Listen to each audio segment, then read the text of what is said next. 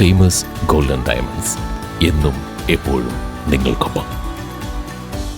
തപാൽ ജീവനക്കാർക്ക് all India Gramin ഡാക് സേവക union യാത്രയപ്പും അനുമോദനവും നൽകി. യൂണിയൻ സംസ്ഥാന സെക്രട്ടറി MT സുരേഷ് ഉദ്ഘാടനം നിർവഹിച്ചു.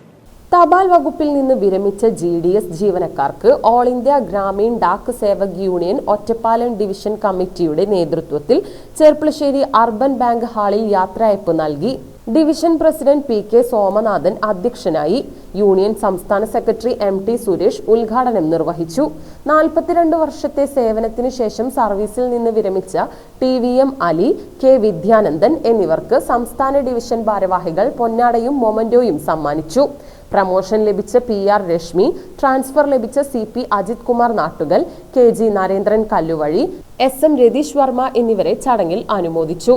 സംസ്ഥാന ഡിവിഷൻ ഭാരവാഹികളായ J Davis James, K Jaffar, PV Karunan Palakkad, K Jayadevan, P Sukumaran Alanallur, P Gopalan Keezhayur, V Sarathlal Chundampatta, TP Balasundaran, V Ramadas Panayur, T Ranjan Vallappuzha, C Narayanan തുടങ്ങിയവർ പങ്കെടുത്ത് സംസാരിച്ചു.